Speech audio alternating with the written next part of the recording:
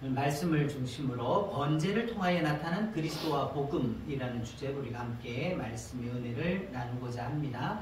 레위기는 1장부터 해서 5가지 제사를 설명하는 것으로 그 말씀이 시작되고 있습니다.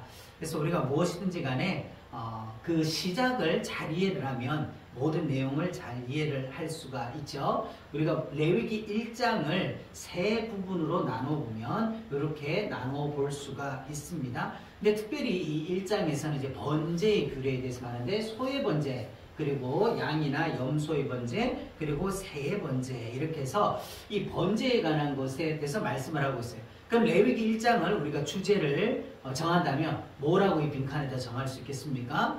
레위기 1장에 번제에 대한 규례죠. 이 번제가 어떤 것이냐라고 하는 것을 우리가 살펴봐야 돼요. 또 한 가지 뭐냐면 이 번제를 갖다가 어떻게 하는 거냐? 기쁘게 받으시도록 하라는 거예요. 기쁘게 받으시도록. 기쁘게 받으시도록. 누가?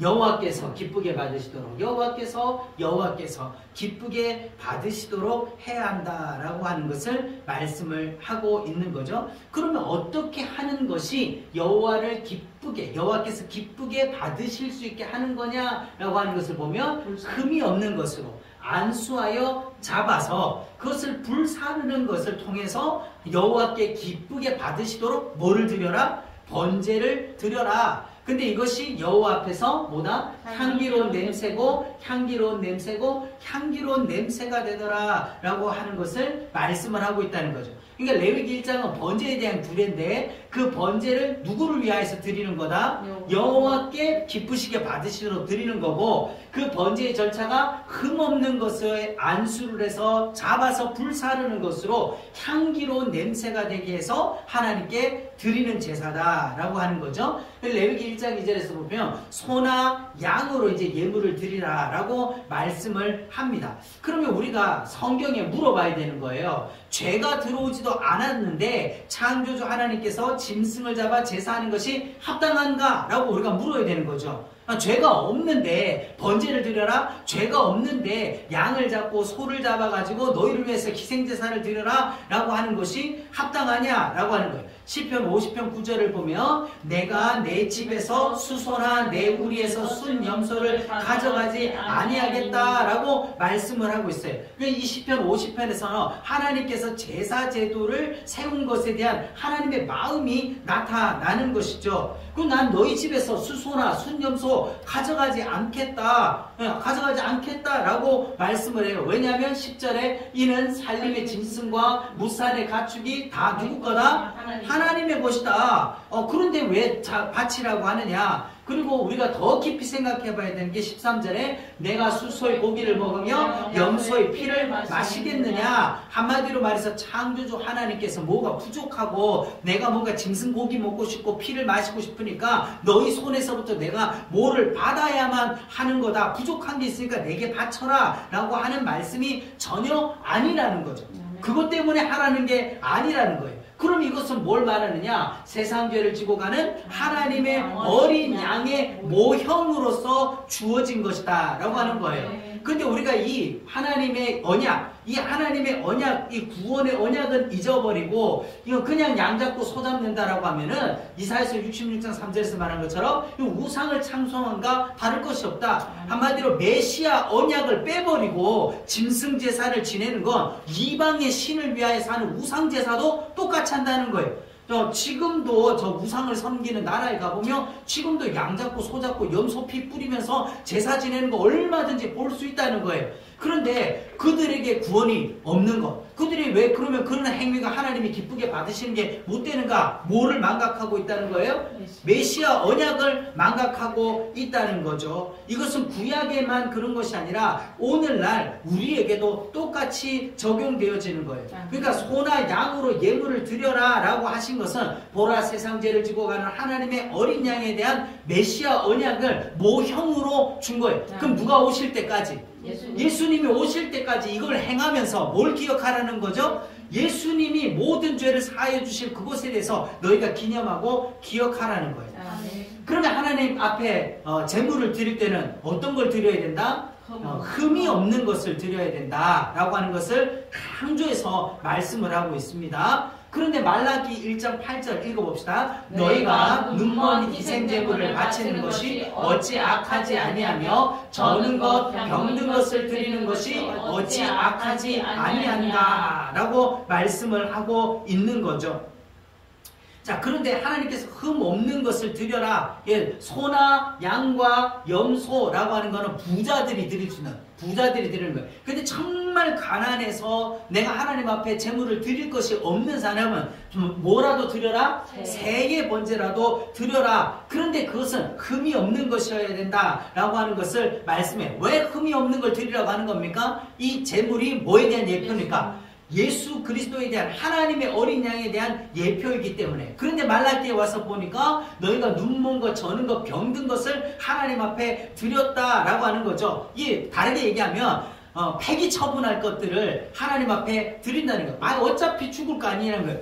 어차피 하나님 앞에 고기 드리고 피만 드리면 됐지. 그 어차피 죽어야 될 짐승이니까 이 병든 거, 저는 거, 눈먼 거 이거 참아가지고 드려도 상관없지 않느냐라고 하는 것이 되었다는 거예요. 이것이 오늘날 우리에게도 거울이 되어서 우리의 예배가 어떠한지 이걸 정말 심각하게 돌아봐야 되는 거예요. 이스라엘 백성들은 유목민들이기 때문에 양이나 염소 이런 가축대를 100마리, 500마리, 1000마리 이렇게 많이 가지고 다니는 거예요. 그런데 그 가운데서 아주 흠없고 정결한 걸 뽑아야 되는데 어떤 걸 가져왔다는 거예요. 어차피 못 쓸 거, 저는 거, 병든 거 이런 것들을 드렸다는 거예요. 이게 말라기 구약 성경 마지막 시대 때의 이스라엘의 모습이다라고 하는 거예요. 그러면 하나님께서 뭐예요? 또 1장 6절을 보면 이렇게 하나님이 말씀하시는데 이스라엘 백성들의 반응이 어떻게 해요? 이 나쁜 놈들아, 너희가 너희 때 가운데서 좋은 게 있는데 왜 이런 것을 병든 것, 저는 것, 눈먼 것을 드리느냐? 괘씸하다, 배은망덕하다 라고 할 때 그들의 반응이 뭐예요? 우리가 어떻게 주의 이름을 멸시했습니까? 이런 제물을 드린다는 것 자체가 하나님을 멸시하는, 하나님을 무시하는 행동. 너희 총독에게 갖다 줘봐라. 그런 것을 받겠는가? 받지 않는다는 거예요. 하물며 사람도 받지 않을 거를 하나님 앞에 드리느냐? 그렇게 책망을 하니까 뭐라 그래요? 우리가 언제 그랬냐고.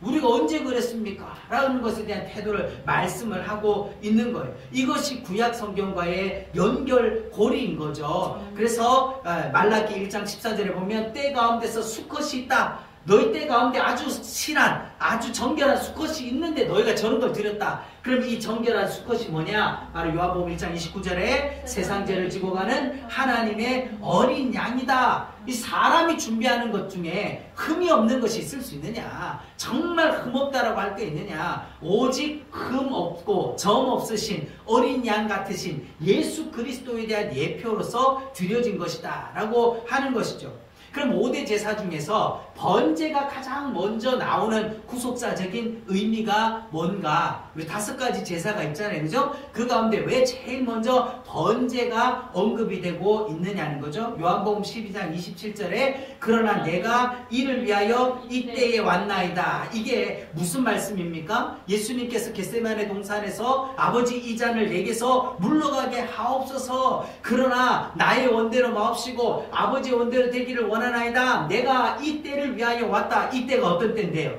지금 십자가를 앞에 두고 있는 거예요. 그럼 왜 예수님께서 십자가를 지셔야만 했는가? 예수님에게 무슨 죄가 있어서 그런 것인가? 예수님이 뭔가 그렇게 죽을 죄를 지었기 때문에 지금 심판을 받아 십자가를 져야 되는 것인가? 12장 28절 보면 아버지여 아버지의 이름을 어떻게 한다? 영광스럽게 뭐를 통하여서? 이 십자가를 지는 것을 통하여 가지고 아버지의 이름을 영광스럽게 하기 위해서 예수님은 십자가를 지셨다는 거예요. 그럼 예수님이 십자가에 달리시는 것이, 십자가를 지신 것이 어떻게 아버지의 이름을 영화롭게 하는 것인가 라는 거죠. 로마서 3장 26절 읽어봅시다. 곧 이때에 자기의 의로우심을 나타내사 자기도 의로우시며 또한 예수 믿는 자를 의롭다 하려 하심이라 라고 말씀을 하고 있어요.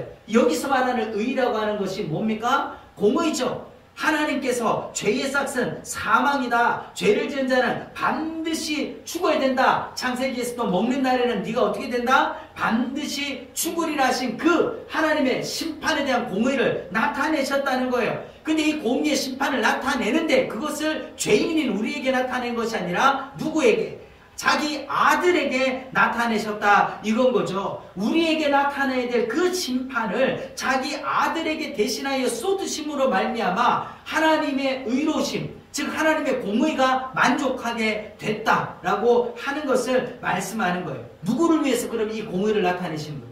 누구를 위하여 이 심판을 자기 아들에게 쏟으신 것입니까? 바로 우리를 구원하시기 위해서, 하나님의 백성을 찾으시기 위해서. 그래서 이 번제가 맨 앞에 나오는 거예요. 이 번제는 하나님의 공의, 하나님의 의로우심, 공의와 결부가 된 거예요. 이 말을 다르게 얘기하면 하나님은 공의의 하나님이다 라고 하는 것을 법대로 하신다는 거예요. 법대로.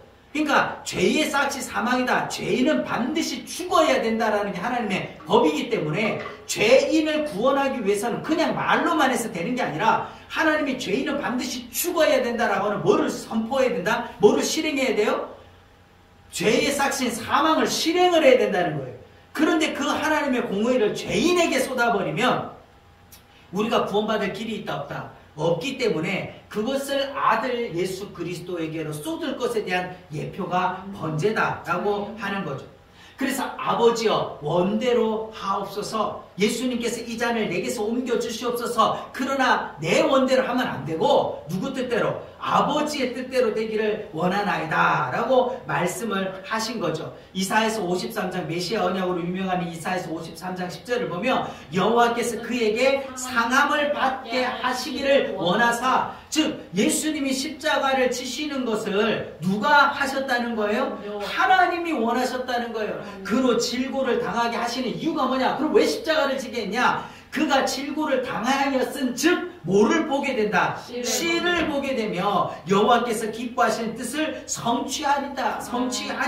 할렐루야. 그럼 이 씨가 뭐냐는 거예요? 예수님이 십자가에서 죽으셔서 깨어지는 그게 어떤 씨를 말씀하는 겁니까? 하늘의 밀이 땅에 떨어져 죽어야만 뭐가 되는 거예요? 30배, 60배, 100배 많은 결실을 맺게 되는 거죠. 그리고 그리고 그 씨가 퍼져서 얻게 되는 여호와께서 기뻐하시는 뜻이 뭐냐? 죄인을 구원하고 잃어버린 자기 백성을 찾으시는 거예요. 그럼 어떻게 이 씨가, 우리가 거듭난 것은 썩어질 씨로 된 것이 아니요 썩지 아니할 씨로 되었다. 허물과 죄로 죽었던 우리가 이 씨로 말미암아 거듭나게 되었다라고 하는 것을 말씀하고, 이 씨로 말미암아 잃어버린 하나님의 자녀들을 되찾아올 수 있게 됐다는 거예요. 그래서 여호와께서 기뻐하시는 뜻을 성취하리로다. 자기 잃어버린 백성을 찾아오게 됐다. 뭐로? 예수님이 십자가에서 자기 몸이 찢어져 흘리신 그 피로, 그 대속으로 말미암아 하나님의 백성을 찾게 되었다라고 하는 것이죠.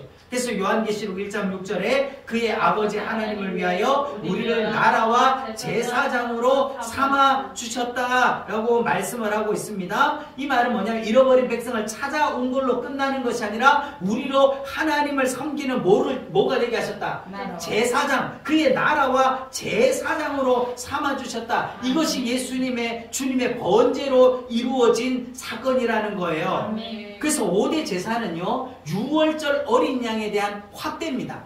한마디로 말해서 유월절 이스라엘 백성들이 애굽의 종살이 바로의 종에서부터 놓여서 하나님의 백성으로 나오기 위해서 유월절 그 밤에 양이 죽어 그 흘린 피를 문설주와 임방에 바르고 그 죽음이 넘어간 후에야, 그 유월절의 역사가 있은 후에야 그들이 애굽에서 나오듯이 그것을 확대한 거예요. 어떻게 하냐? 하나님께서 죄인을 구원하는 방법, 이 5가지에서 첫째, 번제, 소제, 화목제, 속죄제, 속건제 순으로 담당을 하신 거죠. 그래서 하나님께서 먼저 번제를 이루시고 그 다음에 마지막 속건제를 이루시는 이 유월절이 어린 양, 하나님은 이렇게 이루셨다는 거예요. 반대로 그럼 우리들은 어떻게 되냐? 우리들은 뭐부터 가야 되는 거예요? 속건제에서부터 번제로 올라가는 거예요. 그 속건제를 통해서 속건제와 속죄제를 통해서 하나님 이름의 영광, 즉 아버지 앞에 영광을 돌리고 우리의 죄가 사하여진 후에야 화목하게 되고, 그리고 어떻게 합니까? 우리가 전적인 헌신인 하나님 앞에 번제로 나아갈 수가 있다는 거예요. 그러니까 하나님은 번제에서부터 속건제로 우리의 구원을 이루시고, 이 구원을 받은 우리들은 속건제로부터 시작해서 영원한 하나님 앞에 전적 헌신인 번제로 나아가는 순서로 가는 거라는 거예요. 그래서 그 레위기 1장 9절을 보면요, 이제 향기로운 냄새다 이 말씀 있었잖아요. 그 여기 향기로운 냄새다, 향기로운 냄새다, 향기로운 냄새다 3번이나 이렇게 반복해서 나오는 걸 봅니다. 그 창세기 8장을 보면 노아가 정결한 짐승을 취하여 번제로 제단 앞에 드렸더니 여호와께서 그 향기를 어떻게 했다? 받으셨다라고 말씀이 나오죠. 그러니까 이 한마디로 노아도 홍수 이후에 자기가 방주에서 나와서 제일 먼저 한 게 하나님 앞에 번제를 드린 거잖아요. 번제를 드렸을 때, 그럼 이 번제가 짐승 타는 냄새인데 그게 무슨 향기로운 냄새가 될 수 있느냐라고 하는 거예요. 그럼 이게 성경에 정말 예민하고 충족된 모자람이 없는 계시, 에베소서 5장 2절을 보면 그는 우리를 위하여 자신을 버리사 향기로운 제물과 희생 제물로 하나님께 드리셨느니라. 할렐루야. 사도 바울이 이렇게 이 레위기 1장 9절에 나오는 이 향기로운 냄새, 창세기 8장에 노아가 제사를 지킨 향기로운 냄새, 이 향기로운 냄새라는 것을 뭘로 깨달았느냐? 바로 예수 그리스도께서 자기 몸을 버리사 우리를 위하여서 하나님 앞에 드려진 이 하나님의 공의를 만족시켜드린, 그래서 하나님이 기쁘시게 받으신 향기로운 냄새다라고 사도 바울이 그렇게 표현을 하고 있는 거예요. 그래서 로마서 3장 20절에도 율법의 행위로는 그 앞에 의롭다 하심을 얻을 육체가 없다. 그가 누굽니까?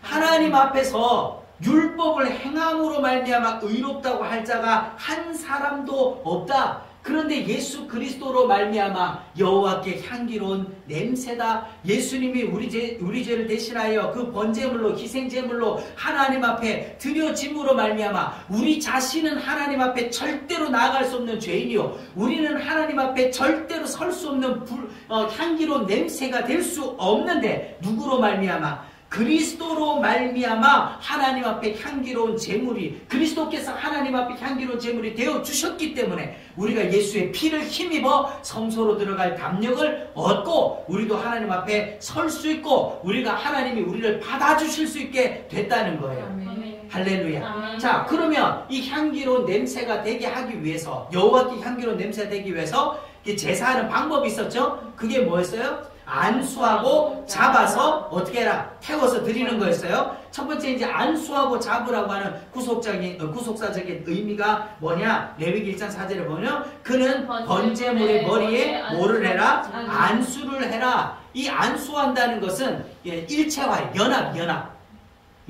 그래서 내가 소나 양이나 염소의 머리에다가 안수를 한다는 것은 그 소나 양과 염소가 누구랑 똑같다? 나랑 똑같다. 이게 일체화. 근데 특별히 뭐를 넘기는 거예요? 내 죄를 다 전가시키는 거죠. 그래서 로마서 6장 5절에 우리가 그의 죽으심과 연합한 자가 되었으면 사도 바울은 이렇게 말하는 거예요. 안수의 의미가 뭐냐면 연합. 내가 그리스도와 하나가 되는 거라 이 말이에요. 연합이에요. 자, 그리고 또 1장 5절을 보면 그는 여호와 앞에서 잡아라. 그럼 안수만 해가지고 되는 게 아니라 그 죄가 사해지려면 반드시 뭘 해야 된다?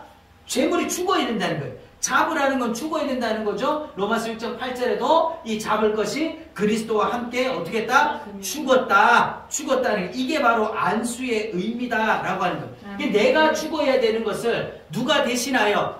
그리스도가. 자, 내가 죽어야 될 죄를 제물의 머리에 안수하여 제물이 대신 죽음으로 내 죄가 내 간과되어진 것 같이 내가 그리스도와 연합하여 죽음으로 내가 죽어야 될 죽음을 누가 대신? 그리스도가 죽어주심으로 말미암아 나는 살게 됐다라고 하는 것이죠. 자, 구약에는요, 자기가 죄를 지어서 그 죄를 자복하는 자가 양을 가지고 오든 소를 가지고 오든 염소를 가지고 오든 비둘기를 가지고 오든 제사장 앞에 와서 거기에다 안수를 하고 누가 잡아요? 제사장이 그 제물을 잡습니까?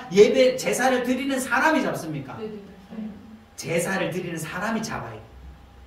그러니까 내 죄를 대신하여서 이 양이 죽고 소를 죽는데 그 죽어가는 엄청난 그 모습을 보면서 뭐를 느끼는 거예요? 죄의 비참, 죄의 참혹함. 야, 내가 죄를 지면 내가 이렇게 죽는구나. 죄가 이렇게 나를 죽이는구나 라고 하는 걸 아주 그냥 시청각적으로 보는 거죠. 피가 낭자하고 그 생명이 죽어갈 때 그냥 꽥꽥 소리 질러가면서 죽어가는 그 모습, 피를 철철 흘려가면서, 그리고 그걸 그냥 죽인 걸로 끝나는 게 아니라 어디다 불태워요? 번제단에다 그냥 가루가 되도록, 잿더미가 되도록 불태워버릴 때 그 영원한 지옥 심판의 불을 볼 때 얼마나 크고 두렵겠어요? 근데 오늘날 우리가 그것을 다 잊어버리고 있다. 우리가 그리스도와 연합하여서 그리스도께서 우리 죄를 담당하지 않았다면 누가 그렇게 당해야 되는데, 네. 내가 그렇게 당해서 내 영혼은 또 십자가, 내 영혼은 지옥에 던져져서 영원토록 망할 것인데.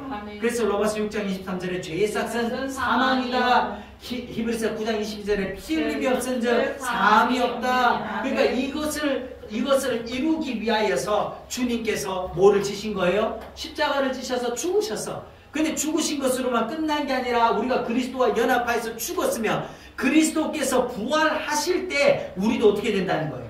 우리도 그와 연합한 자만 부활하는 거예요. 연합하여 함께 죽지 않은 자는 그리스도의 부활에 참여할 자격이 있다 없다? 없어요. 그래서 그와 함께 다시 살아남음으로 말미암아 우리가 새로운 피조물이 됐어요. 근데 우리가 중심에 볼 거는 구약에도 똑같이 안수해서 내가 그 제물과 연합을 했는데 짐승이 다시 살았다는 얘기는 없어. 그죠? 그러나 우리 주님께서는 나와 함께 연합하여 주께서 죽으셨을 뿐만 아니라 부활하심으로 말미암아 뭐가 됐어요? 우리의 부활에 대한 산 소망. 내 옛사람은 십자가에서 그리스도와 함께 죽었고 나의 새 사람이 내가 새 사람으로 말미암아 그리스도와 함께 살게 된다라고 하는 이 은혜를 주셨다는 거죠. 그럼 마지막으로 우리가 불살라드리라 라고 하는 것에 대한 구속사적인 의미가 뭐냐? 9장 24절을 보면요, 불이 여호와 앞에서 나와 재단에 있는 번제와 기름을 살았다라고 하는 거예요. 그러면 하나님 이 불이 성소에서부터 나와가지고 번제단 위에 있는 그 제물들을 태우게 되는데, 이 불이 나오는 것이 하나님의 응답입니까? 진노입니까? 하나님의 불이 나와가지고 번제물과 기름을 살라버린 이것이 하나님의 응답입니까? 아니면 죄에 대한 진노입니까? 교훈적으로 본다면 응답이라고도 할 수 있죠. 우리의 예배가 연락되어서 하나님이 불로 살라서 받으셨다라고 할 수가 있어요. 그러나 구속사적인 의미로 보면 이 번제물, 제물 자체가 누구에 대한 예표냐는 거예요.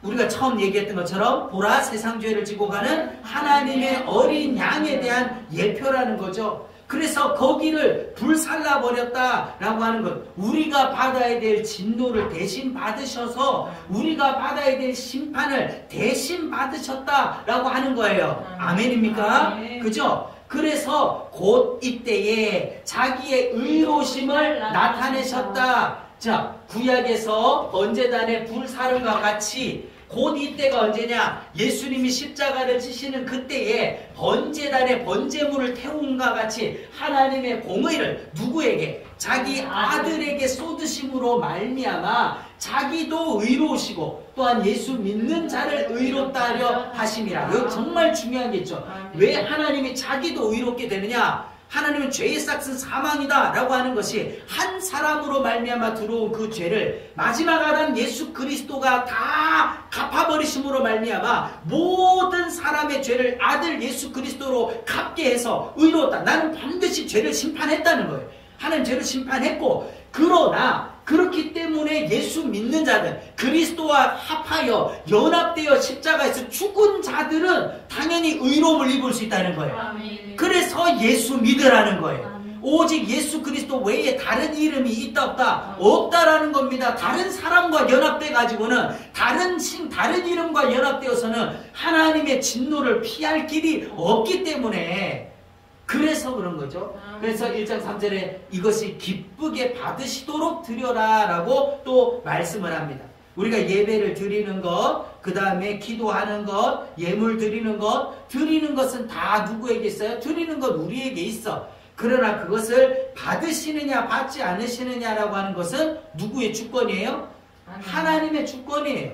네. 내가 아무거나 드리기만 한다고 무조건 받으시는 게 아니라는 거죠. 그런데 이사야서 1장 11절을 보면 너희의 무수한 재물이 내게 무엇이 유익하뇨? 나는 그것을 기뻐하지 않는다 라고 말씀을 해요. 뿐만 아니라 너희가 내 앞에 보이러 오니 이것을 누가 너에게 요구하였느냐? 내 마당만 밟을 뿐이다. 한마디로 이때도 이사야 당시에도 이스라엘 백성들은 여전히 제사 드리고 번제 드리고 그들은 율법을 지키고 절기를 지키고 있었어요. 그런데 왜 하나님께서는 내가 기뻐하지 않는다. 이 제사를 드리라고 명령하신 분이 누구신데? 하나님이에요. 재물을 가져오러 가신 분이 하나님이에요. 그 제도를 정한 게 하나님이세요. 그런데 내가 너희를 기뻐하지 않는다. 누가 너에게 요구했냐? 너희는 내 마당만, 즉 형식적으로만 할 뿐이다. 왜 하나님이 이걸 말씀하는 거죠? 그들이 여전히 제사를 드리고 절기를 지키고 제물을 드리고 있음에도 불구하고 왜 하나님의 평가가 이렇게 되는 겁니까? 뭘 잊어버린 거예요? 그 제사를 통하여 주신 메시아 언약은 망각해버리고 그냥 형식만 남아 있었다는 거예요. 그럼 그것이 구약시대에만 그랬겠느냐? 오늘날 우리의 예배에도 똑같이 메시아 언약을 망각한 채로 와서 아무리 화려한 예배의 모양을 가지고 화려한 성가대 찬양을 하고 화려한 예물을 드리고 화려한 예배당을 지었어도 어떻게 되는 거예요? 우리가 아무리 예배당 잘 지어도 솔로몬 성전만큼 짓겠냐 이 말이에요. 그렇게 지었어도 하나님께서 난 이걸 요구한 게 아니라 이 말이에요. 이걸 통해서 뭘 기다리라고? 오실 예수 그리스도를 기념하고 기다리고 간절히 사모하라고 줬는데 그건 빼버리고 껍데기만 가지고 있는 거 안 된다라고 하는 거죠. 그래서 이사야서 1장 21절을 보면 신실하던 성읍, 이게 바로 솔로몬의 예루살렘 성이에요. 예루살렘 성전. 근데 어찌하여 창기가 되었는고? 솔로몬의 말년에 어떻게 된 거예요? 이 성전에다가 온갖 우상의 신전들의 신상들을 갖다 놓고 우상 숭배에 빠져버렸어요. 간음하는 게 되고 창기가 되어버렸고 공의가 그 가운데 거하였더니 이제는 살인자들이 뿐이로다. 한마디로 하나님의 공의, 즉 우리가 왜 제사를 드리느냐? 나는 이 양이라도 소라도 염소라도 죽지 않으면 누가 못 사는 거예요. 내가 죽어야 돼. 내가 그 죄가 발견되는 순간에 양이라도 죽고 소라도 죽고 염소라도 죽고 비둘기라도 죽어서 그 피가 있어야 내가 간과될 텐데 그거라도 없으면 죽으면 그 공의 때문에는 공의. 그 하나님의 공의 앞에 나는 설 수가 없습니다. 난 죽을 죄인입니다. 그런데 그건 없어져 버리고 이건 없어져 버리고 계속 양 잡고 소 잡고 그러는 거 뭐예요? 도살자. 그 살인자. 개의 목을 꺾어 드린 것 같고, 예. 그 다음에 그는 돼지의 피를 드린 것 같고, 의미 없이 그냥 짐승을 도축하는 거하고 다를 게 없다, 이 말이에요. 그렇게 해서는 된다, 안 된다? 안 된다. 우리가 구약시대 실상을 보면 예레미야 7장 4절에 너희는 이것을 여호와의 성전이라 여호와의 성전이라 여호와의 성전이라는 뭐다 그게? 거짓말을 믿지 말래. 아니 지금 아직 예루살렘 성전이 무너지기 전이야. 솔로몬 성전이 아직 건재하게 있어. 나라는 지금 아주 망해가는 상황이고 뭐 이제는 풍전등화 가운데 곧 이제 나라가 멸망할 처지지만 아직 우리에게 뭐가 있다? 여호와 성전이 남아있다. 하나님의 성전이 있는데 우리가 망하겠냐? 이러는 그거 거짓말이다. 믿지 마라. 왜 그러는 거죠? 왜 이 거짓말이 된 거예요? 왜 거짓말이 된 거예요? 네. 구약 성경을 가만히 생각해 보면 뭐예요? 하나님의 공의가 상실돼 버렸어.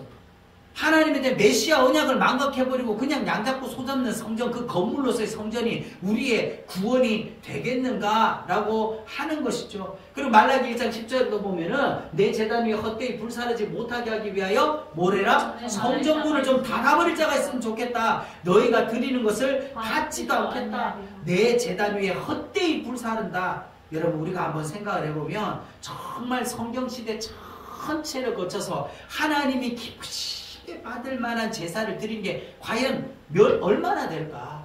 몇 번이나 될까? 여러분 기독교 2000년 역사에서도요 복음이 찬란하게 빛을 발한 시대는 정말 짧았다는 거예요. 짧았다는 거예요. 우리나라도 복음이 이렇게 찬란하게 꽃피었던 그 시대는 짧은 시간이었죠. 짧은 시간. 지금은 왜 이렇게 타락할까? 왜 하나님을 등지고 교회조차도 타락해서 그렇게 할까? 가만히 생각해 보면요. 예. 이 땅이 너무 살기 좋으니까 그래. 과거에 그럼 50년대, 60년대, 뭐 30년대 이때는 뭐 우리가 더 등다숙고 배불렀기 때문에 하나님 더 잘생겼냐? 오히려 그 반대라는 거예요. 이 땅이 살기가 너무 힘드니까 그냥 사는 게 지옥이야. 말만 하면 우리 사는 게 지옥이야. 그러니까 빨리 떠나 우리가 영원한 하나님 나라 가는 게 소망이었어. 그냥 잠시 잠깐 이 땅의 고통 속에 살다가도 이 생명 끝나면 그냥 우리가 빨리 하나님 가서 영원한 복락 누린다. 그러니까 우리의 막 믿음이 하나님 나라에 대한 사모함이 막 뜨거웠다고. 그런데 지금 어떻게 해요? 어떻게든 똥밭에 뒹굴어도 이 땅에다 발붙이고 더 살고 싶어가지고 왜? 이 땅이 너무 먹고 살기가 좋으니까 너무 편하니까 이 땅이 곧 망할 이 땅이 마치 롯이 소돔과 고모라를 볼 때 에덴 동산같이 보이는 것처럼 이 장망성 이 땅이 너무 좋아 보이니까 그래 보세요. 하나님 말씀대로 선지자의 경고대로 멸망해버렸어요.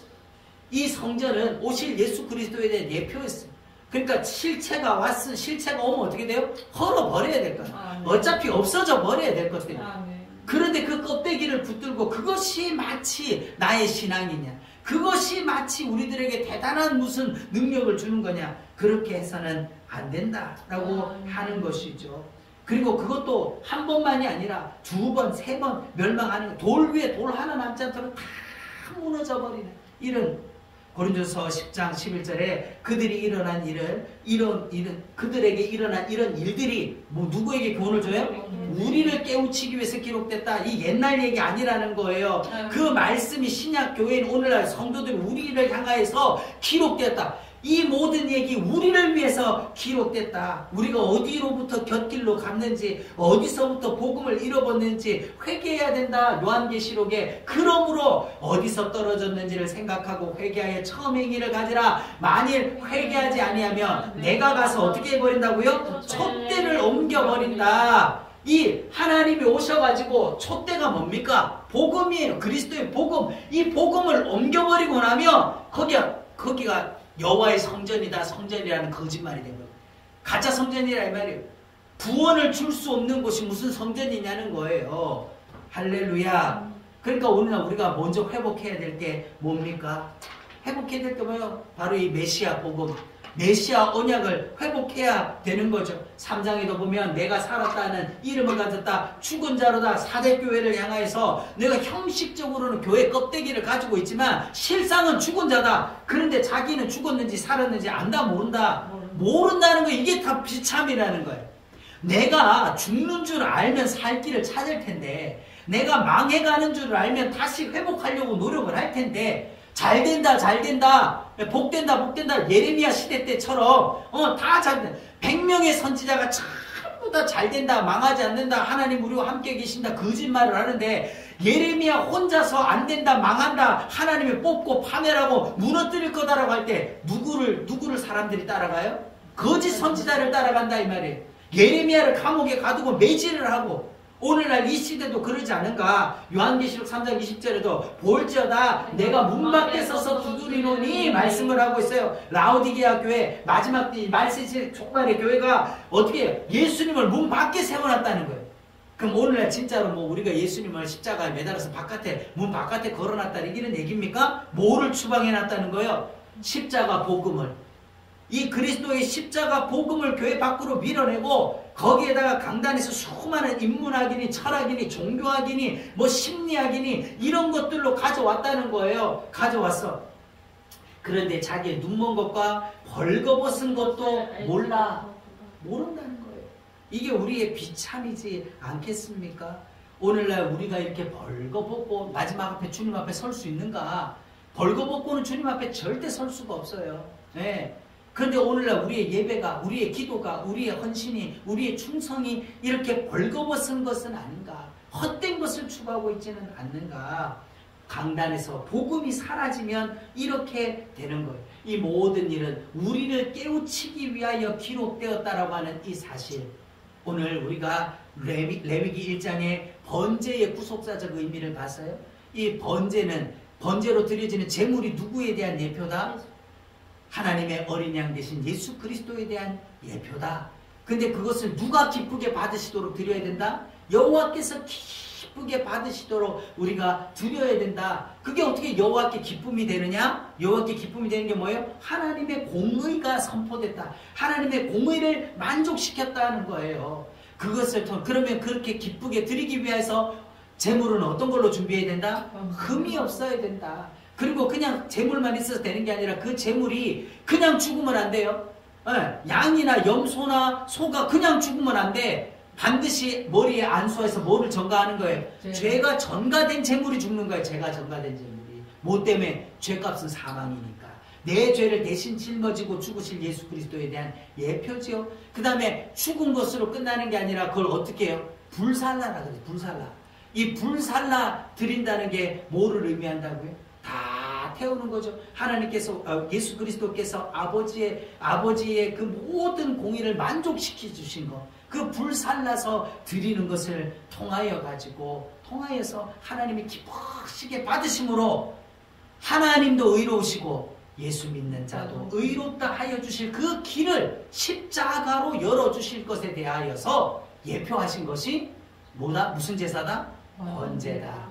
우리가 바로 이 은혜를 가지고 날마다 하나님 앞에 나아가며 이 흘리신 보혈의 피가 없이는 우린 단 하루도 살 수 없는 자라고 하는 내 벌거벗음과 눈먼 것들을 불쌍히 여겨주사 주를 보게 하옵소서. 기도하고 기대하고 소망하며 살아가는 저와 여러분 되기를 예수님의 이름으로 축복합니다. 기도하겠습니다.